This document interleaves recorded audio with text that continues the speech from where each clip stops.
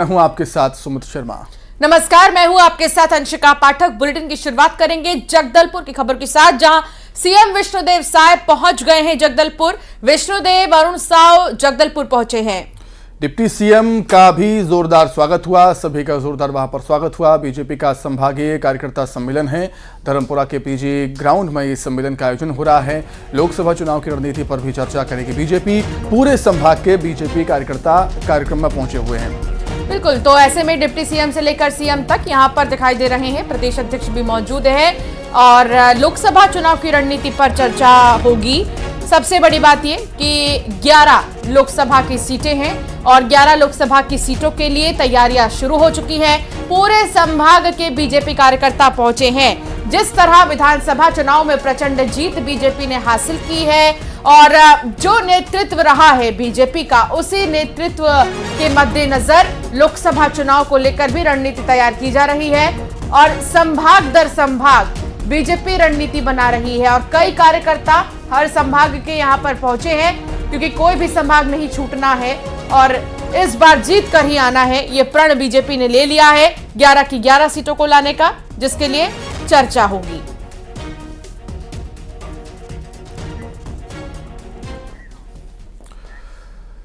तो जगदलपुर में बीजेपी के संभागीय सम्मेलन पर मंत्री रामविचार नेताम ने कहा कि जिस तरह से विधानसभा चुनाव में बीजेपी को जनता का समर्थन मिला, हम उसका आभार जताने के लिए लोगों का अभिनंदन कर रहे हैं, आभार व्यक्त कर रहे हैं।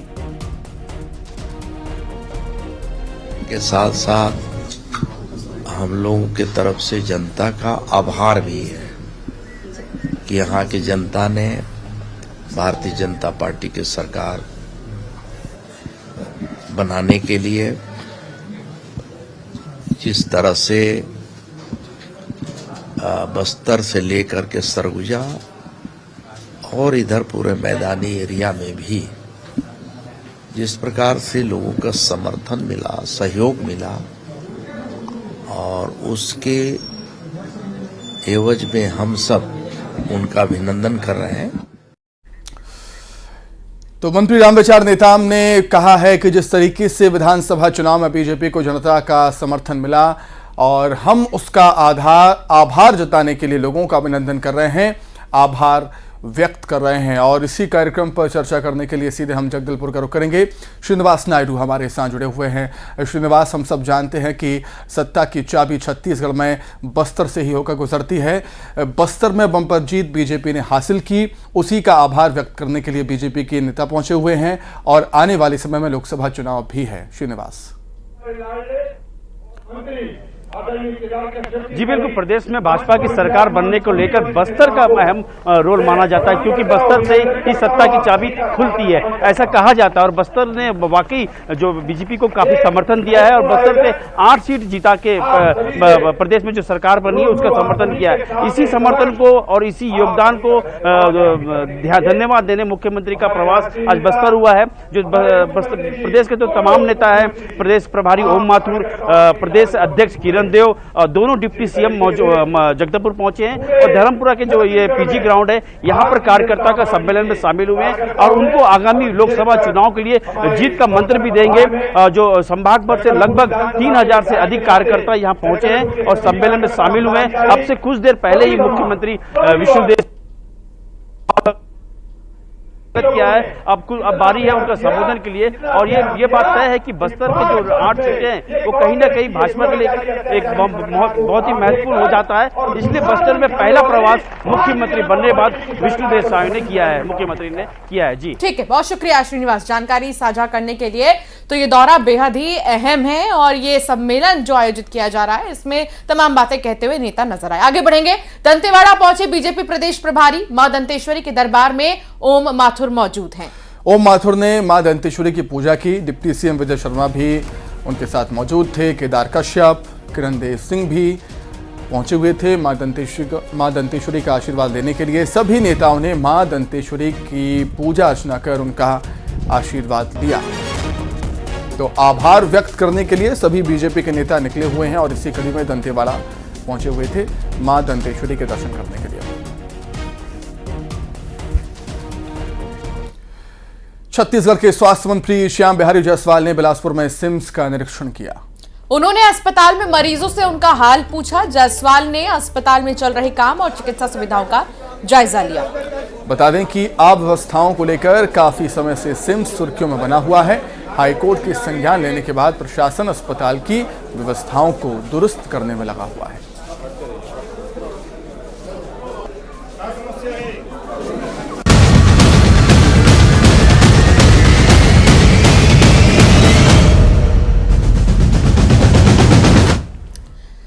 और अब बात छत्तीसगढ़ के पूर्व मुख्यमंत्री भूपेश बघेल की। जल्द ही मुश्किलें बढ़ सकती हैं, क्योंकि केंद्रीय जांच एजेंसी ईडी द्वारा महादेव सट्टा ऐप से जुड़े मामले में भूपेश बघेल को पूछताछ के लिए बुलाया जा सकता है। महादेव ऐप से जुड़े मामले में जांच एजेंसी ने हाल ही में एक सप्लीमेंट्री चार्जशीट भी दायर की थी। उस सप्लीमेंट्री चार्जशीट में कई जगहों पर भूपेश बघेल का नाम भी है। महादेव सट्टा ऐप मामले में मुख्य आरोपियों में से एक असीम दास ने यह दावा किया है कि विधानसभा चुनाव के दौरान कांग्रेस नेता और पूर्व सीएम भूपेश बघेल को 508 करोड़ रुपए दिए गए थे। ईडी ने 5 आरोपियों के खिलाफ चार्जशीट दायर की, जिसमें शुभम सोनी, अमित कुमार अग्रवाल, रोहित गुलाटी, भीम सिंह, असीम दास के नाम शामिल हैं। और इन 5 लोगों में असीम दास ने यह दावा किया है कि 508 करोड़ उसने दिए हैं और इसी को लेकर ईडी बहुत जल्द पूछताछ के लिए पूर्व मुख्यमंत्री भूपेश बघेल को बुला सकती है। ईडी जांच एजेंसी नहीं, अब ईडी भारतीय जनता पार्टी की षड्यंत्रकारी एजेंसी बन चुकी है। जिस असीम दास के बयान के आधार पर आनन फानन में मुख्यमंत्री श्री भूपेश बघेल के खिलाफ में ईडी ने प्रेस नोट जारी किया था, उसी असीम दास ने कोर्ट में अपने उस बयान का खंडन किया था। ईडी की, मुझे अंग्रेजी नहीं आती, ईडी ने जबरिया उसमें हस्ताक्षर करवाया था। असीम दास ने यह बयान अदालत के सामने दिया था अपने वकील के माध्यम से। अब ईडी एक बार फिर से उस बयान को झुटलाने के लिए जेल के अंदर जाके असीम दास का बयान लेती है। तो कौन सा बयान ज़्यादा ऑथेंटिक माना जाएगा? तीनों बयान का विश्लेषण करने पर साफ हो रहा है कि यह ईडी का षड्यंत्र मात्र है। पूरी तरीके से इसका मुकाबला किया जाएगा। भूपेश बघेल जी इस मामले से पूरी तरीके से पाक साफ होकर सामने निकलेंगे। भारतीय जनता पार्टी का षड्यंत्र भी उजागर होगा। सर, कांग्रेस भाजपा पर आरोप लगा रही कि ईडी भाजपा की संस्था है। उनको शायद संविधान का ध्यान नहीं होगा, इसलिए ऐसा कह रहे हैं। जो ईडी है संवैधानिक संस्था है, तो उनको समझना चाहिए इस बात को। भाजपा कांग्रेस का मामला नहीं है उसमें। उधर ईडी की बघेल से पूछताछ के मुद्दे पर मंत्री रामविचार नेताम ने कहा है कि जब कोई गड़बड़ी नहीं है तो किसी को डरने की जरूरत नहीं है। जांच एजेंसी अपना काम ईमानदारी से कर रही है। उन्होंने क्या कहा, आपको सुनाते। भाई मैं कह रहा हूं ये अगर गड़बड़ी नहीं हुई है तो उनको डरने की बात क्या है?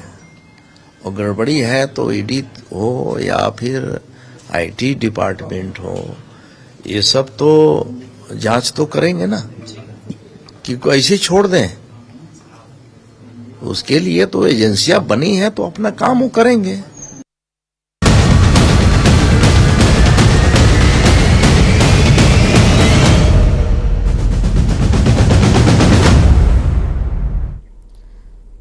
और चलिए खबरों में आगे बढ़ेंगे, बात करेंगे छत्तीसगढ़ के पूर्व आबकारी मंत्री कवासी लखमा की, जिनके खिलाफ एफआईआर दर्ज की गई है। सुकमा जिले के इरपा गांव के एक शख्स ने लखमा के खिलाफ कूकानार थाने में एफआईआर दर्ज कराई। महादेव नाम के ग्रामीण ने लखमा पर दुर्व्यवहार और गाली गलौज का आरोप लगाया है। आरोपों के मुताबिक कवासी लखमा पीड़ित को अकेले में ले गए, जहां पहले उसका मोबाइल छीना और उसके साथ गाली गलौज की। तो ये पूरा मामला पूर्व आबकारी मंत्री के खिलाफ एफआईआर का है। बाजार है इरपा में, वहीं पे मैं बाजार करने में मुर्गा बाजार गया। उसी समय कवासी लखमा आया, कॉन्टैक्ट आया, मेरा मोबाइल को जब्त किया। जब्त करने के बाद एक मोटेली का लड़का का मोबाइल जब्त किया। बाद में फिर गाली दिया सर मेरे को सुना का समय तू भगाने वाला, मेरा बेटा को भगाने वाला बोल के बहुत गाली दिया सर। तेरा क्या है, बड़े बड़े लोगों को मैं निपटाया हूँ, तेरे को निपटाने क्या लेट लगेगा बोल के, और 1 महीना के बाद देखना क्या होगा बोल के वो बोला सर कवासी लखमा। अगर मैं 1 महीने के बाद अगर बाप बेटा के तेरे को गोली से मार दूंगा बोल के बहुत धमकी दिया सर, इसलिए मेरे को डर लगा। कि सरकार ने पीएससी मामले की सीबीआई से जांच करवाने का फैसला किया है। जनता के अधिकारों का जहां हनन हुआ है, उन सभी मामलों की जांच करवाई जाएगी। थी जिसमें नौजवानों के सारे परिश्रम को धूल में मिलाया गया था पीएससी के माध्यम से। सरकार ने निर्णय लिया है कि पीएससी के उस स्कैंडल की जांच सीबीआई से कराएंगे। ऐसे जो भी चीज ध्यान में आएगा जिससे भी नौजवानों के, नागरिकों के श्रम की हानि अथवा धन की हानि हुई है, उसकी जांच होगी। बिलासपुर से खबर है, जहां सिटी बस ड्राइवर कंडक्टर हड़ताल पर हैं। 3 महीने से इनको वेतन नहीं मिला। 2 दिनों से हड़ताल पर हैं। ठेका कंपनी को नोटिस भी जारी किया गया है। ठेका कंपनी पर 8 लाख का जुर्माना भी है। तो जांच और न्याय दोनों की ही बात।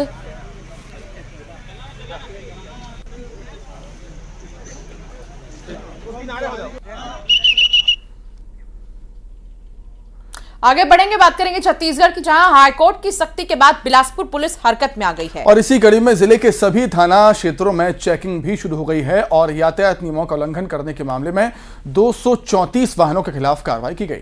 और इन वाहन चालकों में 77,000 रुपए जुर्माना वसूला गया है। ग्रामीण क्षेत्र में शाम 6 बजे से रात 9 बजे तक चेकिंग की गई, जबकि शहरी क्षेत्रों की बात करें तो रात 8:30 बजे से 10:30 बजे तक सरप्राइज चेकिंग की गई।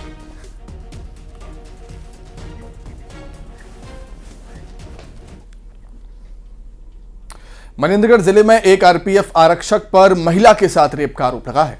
पीड़िता महिला ने अपने पति के साथ कोतवाली थाने पहुंचकर आरक्षक के खिलाफ एफआईआर दर्ज करवाई है।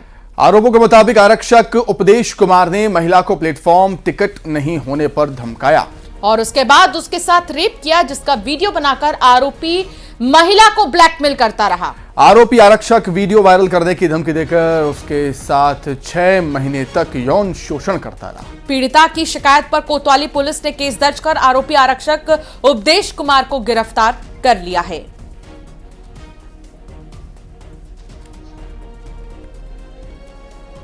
दिया गया, पीड़िता के द्वारा थाना में आकर लिखित आवेदन दिया गया कि आरपीएफ आरक्षक उपदेश कुमार के द्वारा उसके साथ बलात्कार करना, जिस पर से अपराध पंजीबद्ध कर विवेचना में लिया गया है। आरोपी के खिलाफ धारा 376, 2, 294, 506 का भादवी का अपराध कायम किया गया। जांजगीर चांपा में किसान कोऑपरेटिव बैंक के बाहर लंबी लाइन में लगे हैं। उन्हें बोनस और धान का पैसा नहीं मिल पा रहा। बैंक में सुबह से शाम तक किसानों की लंबी कतारें देखी जा रही हैं। आपको बता दें कि किसानों को एक बार में सिर्फ 25,000 रुपए ही मिल रहे हैं, जबकि किसान 50,000 रुपए की मांग कर रहे हैं। बैंक के सामने लगा एटीएम भी काम नहीं कर रहा। किसानों की परेशानियां लगातार बढ़ती जा रही हैं। उन्हें बोनस और धान के पैसे मिलने में काफी परेशानी हो रही है। तो एटीएम जो है वो भी खराब है। में हम लोगों को कार्ड से जो मिलता है 1,000 में बहुत मुश्किल से मिलता है, लाइन लगाना पड़ता है। लेकिन जो एजेंसी वाले हैं उसी गैस को ब्लैक में 1,200-1,300 रुपए में बेच रहे हैं, धड़ल्ले से बेच रहे हैं। शहर में इसको 2 जगह इसका ऑफिस खोल रखे हैं, 2 जगह धड़ल्ले से बेच रहे हैं ब्लैक में। हम कार्ड वाले को बहुत मुश्किल से मिलता है। हम चाहते हैं प्रशासन से कि इस प्रकार की कालाबाजारी को बंद करें और जो अंदर में है, शहर के अंदर है तो उनका एजेंसी उसको बाहर रहे। कभी भी कोई भी दुर्घटना हो सकता है, इसलिए बार बार शासन से निवेदन करते हैं इस पर विशेष ध्यान दे और इस तत्काल कार्रवाई करें। इस वक्त हम जांजगीर के कोऑपरेटिव बैंक में खड़े हैं, जहां किसानों की लंबी कतारें देख रहे हैं। आप अपनी खुद की गाढ़ी कमाई को लेने यहाँ देर रात तक लाइन लगे रहते हैं। सुबह से लाइन लगे रहते हैं, बिना खाए पिए लाइन लगे रहते हैं और इनको सप्ताह में केवल 25,000 मिल पाता है। हम कुछ किसानों से बात करते हैं कि किस तरह की समस्या होती है। और जी बताएं, आप किस तरह की यहाँ समस्या होती है आपको और कितने लंबे लाइन लगे हैं? मैं धूरकोट सोसाइटी से आया हूँ और मैं बुधवार को आया था। बुधवार को तीनों काउंटर में गया हूँ, लेकिन पैसा नहीं मिलेगा करके वापस कर दिए। आज आया हूँ तो बहुत लंबा भीड़ लगी हुई है। 1-1.5 घंटा हो गया मेरे को लाइन लगे और देता है तो 25,000 मात्र देता है। हम ही लोगों का पैसा पर्याप्त नहीं मिल रहा है, इसलिए सरकार से गुजारिश है कि हमें पर्याप्त हमारा पैसा दिया जाए। यहाँ एटीएम सेंटर भी बना हुआ है जिसमें ताला लगा हुआ है। क्या चाहते हैं इस एटीएम सेंटर यदि खुल जाती है तो लोगों को सुविधा मिलती, किसानों को सुविधा मिलती? चालू कर दे, हम लोगों को सुविधा मिलेगी, एटीएम से पैसा दे दे या फिर आरटीजीएस करके दूसरे बैंक में हमारा पैसा ट्रांसफर कर दे। हम कुछ और किसान से बात करते हैं जिनको समस्या है। कहाँ ले आया हो, कब का पैसा आज निकाले आया है? अभी 25,000 धुरकोट के हम आए। कहा चाहत हो अब 25,000 में तुम्हारा खर्चा चल जाएगी, कर्जा बोड़ी छुटा जाएगा? नहीं छुटाए जी, कम काम नहीं चला। तो सरकार से काम मांग रखा था? हमन के भीड़ भड़का ये परेशान करे से दिला दूर करे। कुल मिला के यहाँ किसानों को समस्या में राहत नजर नहीं आ रही है और लगातार सरकार तो किसानों के खाते में बोनस भी डाल दिया, पैसा जो धान बेच रहे हैं वो भी आ रहा है, लेकिन किसानों को अपनी गाढ़ी कमाई का रकम सही समय पे नहीं मिलने से काफी किसान हताश में हैं। कैलाश कश्यप, न्यूज़ 18 जांजगीर चांपा। बात करेंगे बलौदाबाजार जिले की, जहां 56,000 किसान अभी तक अपनी धान नहीं बेच पाए, जबकि धान खरीदी में अब सिर्फ 16 दिन ही बचे हैं। गौरतलब है कि 1 नवंबर से छत्तीसगढ़ में धान खरीदी शुरू हुई थी, जो 31 जनवरी तक चलेगी। धान खरीदी के कुल 66 दिनों में चुनाव, त्योहार और बस ट्रक ड्राइवरों की हड़ताल की वजह से किसानों को धान बेचने में परेशानी का सामना करना पड़ा। बलौदाबाजार जिले में कुल 166 खरीदी केंद्र बनाए गए हैं, जहां इस बार कुल 83 लाख क्विंटल धान खरीदी का टारगेट रखा गया है, जिसके मुकाबले अभी तक सिर्फ 40 लाख क्विंटल धान की खरीदी ही की जा सकी है।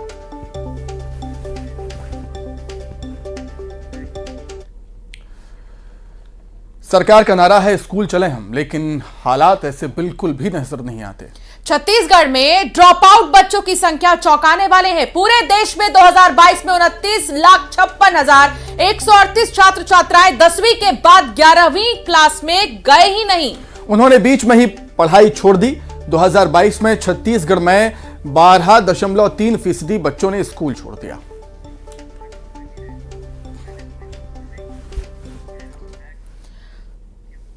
और एक नजर टॉप 20 खबरों पर।